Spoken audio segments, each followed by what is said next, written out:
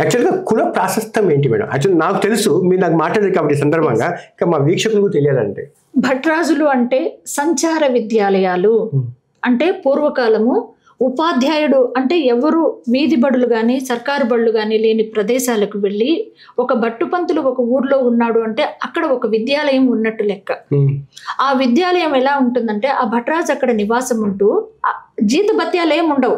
అక్కడ ఉండే ప్రజలు ఇచ్చేటటువంటి తృణమో పణమో స్వయం పాకమో తీసుకొని అక్కడ ఉండేటటువంటి ఆ ఊరి జనాభాకు పెద్దవాళ్ళకైతే గన వయోజన విద్య రాత్రిపూట బడులను ఏర్పాటు చేసి వాళ్లకు విద్యను అందించేవాళ్ళు. ముఖ్యమైన చరిత్రలో ఇల్లు భట్రాజు పుట్టపర్తి సత్యసాయి బాబా ఈ రోజు ఆయనకు ఇప్పుడు ఈ నవంబర్ లో ఆయన 100వ జయంతి జరుగుతుంది. ఇంకా మేడం అలీన దాదాపు 190 దేశాల నుంచి ప్రముఖులంతా వస్తున్నారు ఇక్కడికి. అంతటి మహానుభావుడు పుట్టింది మా కులం. రామరాజభూషణుడు శ్రీకృష్ణదేవరాయ ఆస్థాన కవి రామరాజభూషణుడు పుట్టింది మా కులంలో. తర్వాత సున్నాను కనుకున్న ఆర్యభట్టు, కాసుల పురుషోత్తమ కవి లాంటి వాళ్ళు. తర్వాత ఇంకొక ముఖ్యమైన విషయం ఏంటంటే మా మహిళల్లో కూడా ఉత్కృష్టమైనటువంటి మహిళలు ఉన్నారు.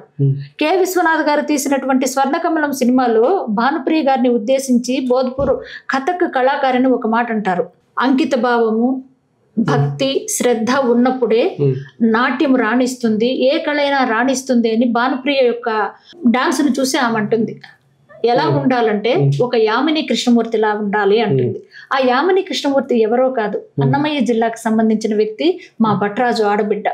భారతదేశ అత్యున్నత పురస్కారాలైనటువంటి పద్మశ్రీ, పద్మభూషణ్, పద్మ విభూషణ్ పొందినటువంటి మహిళ ఆమె. ఈ 3 పురస్కారాలు యామిని కృష్ణమూర్తి గారు తీసుకున్నారు. మేము గర్వంగా చెప్పుకుంటాం ఆమె గురించి.